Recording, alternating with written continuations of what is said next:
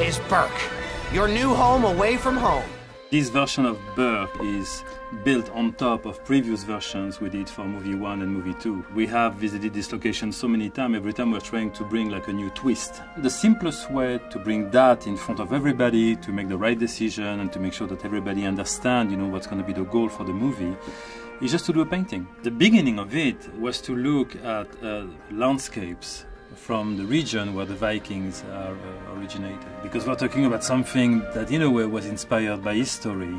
So we went to Norway and we took a lot of photos and tried to understand what was making those landscapes so dramatic and epic. And it's true that when you go to Northern Europe, you're almost looking at the drama of how those landscapes are created. There is a bit of volcanic activity, there is those massive rocks, the scale is enormous. That was really the starting point. So we knew that even creating Berk, we would have like those big rocks, that big nature. But at the end of the day, we were also trying to say like, well, those are Vikings, but they are our Vikings. In movie 1, it was just a Viking village, and only the Vikings were living there.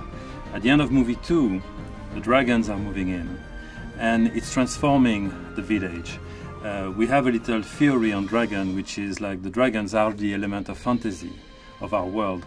So the world is naturalistic and it's the real world, but the moment the dragons are in, it's kind of changing the game a little bit. We're doing that with some funky shapes, of course, but also a lot of colors. Dragons are very colorful creatures, and when they are moving in this little Viking village, they're changing everything. The village is becoming more whimsical, more fantasy. At the base, what's standing on the grass, you see the original buildings. And then you're starting to see those elevated structures that are basically like stables, but much higher.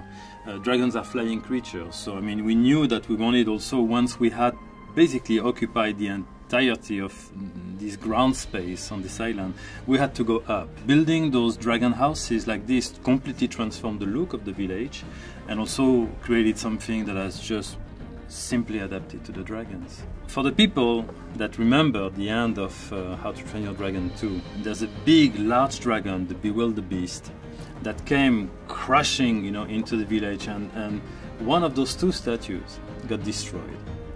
And it's interesting that on Dragon 1, when I designed those statues, it was just 2 Vikings like this.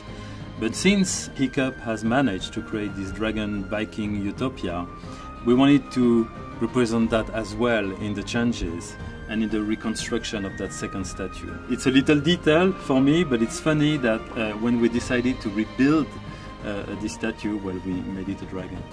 So it's funny that regardless of how technology is really strongly influencing our world, it still starts with a digital painting, a small little doodle that you can really quickly put in front of everybody.